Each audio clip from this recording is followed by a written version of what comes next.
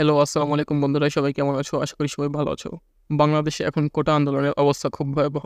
প্রায় সকল বিশ্ববিদ্যালয়ের শিক্ষার্থীরা এখন কোটার জন্য আন্দোলন করছে। ঢাকা বিশ্ববিদ্যালয়, ঢাকা মেডিকেল কলেজ, এছাড়া বাংলাদেশের যত বড় বড় মেডিকেল কলেজ, বিশ্ববিদ্যালয়, মেডিকেল ভার্সিটি সবগুলোর শিক্ষার্থীরা এখন কোটার জন্য আন্দোলন করছে। তাই সবখানে এখন একটা থমথমে পরিবেশ বিরাজ করছে। আন্দোলনরত অনেক শিক্ষার্থী আহত হয়েছে। তাই এখন বাংলাদেশে অর্থাৎ সারা দেশে যত স্কুল কলেজ এবং পরীক্ষা চলছিল সব কিন্তু সরকার অনির্দিষ্টকালের জন্য বন্ধ করে দিয়েছে। আজকে আশুরার বন্ধ, আজকে 17 তারিখ আশুরার বন্ধ।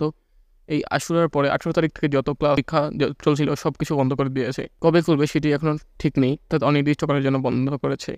সরকার এই সিদ্ধান্ত জানিয়েছে। এই যে এখন এইচএসসি পরীক্ষা চলছিল, এখন 18 তারিখ যে এইচএসসি পরীক্ষা ছিল বা এরপরে যত পরীক্ষা ছিল সবগুলো বন্ধ। কোনো পরীক্ষা এখন আপাতত হবে না। এই বন্ধের কারণে এইচএসসি পরীক্ষার রুটিন পরিবর্তন হতে পারে। রুটিন পরিবর্তন হলে নতুন রুটিন কীভাবে হবে সবাই চ্যানেল পেয়ে যাবে, তাই চ্যানেলটি সাবস্ক্রাইব করে রাখো। তারপর ষষ্ঠ সপ্তম শ্রেণী এবং ছোট ক্লাসে যে ষান্মাসিক মূল্যায়ন চলছিল সেগুলো আপাতত বন্ধ আছে। স্কুল কলেজ এবং ভার্সিটির যত ক্লাস চলছিল, ভার্সিটি, মেডিকেল ভার্সিটি, ইঞ্জিনিয়ারিং ইনস্টিটিউটের যত ক্লাস চলছিল সবগুলো ক্লাস এখন বন্ধ আছে।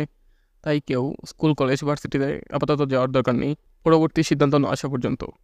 পরবর্তী সিদ্ধান্ত আসা মাত্রই, অর্থাৎ সরকার পরবর্তীতে স্কুল খোলার ব্যাপারে বা বন্ধর ব্যাপারে যে সিদ্ধান্ত দেবে, সিদ্ধান্ত আসা মাত্রই চ্যানেলে জানিয়ে দেওয়া হবে। সবার আগে পেতে চ্যানেলটি সাবস্ক্রাইব করে রাখো। এই পরিস্থিতিতে সবাই বাসায় থাকবে, নিরাপদে থাকবে, বাইরে যাওয়ার দরকার নেই, কারণ অবস্থা খুবই খারাপ। সবাই ভালো থাকবে। বাই বাই, আল্লাহ হাফিজ।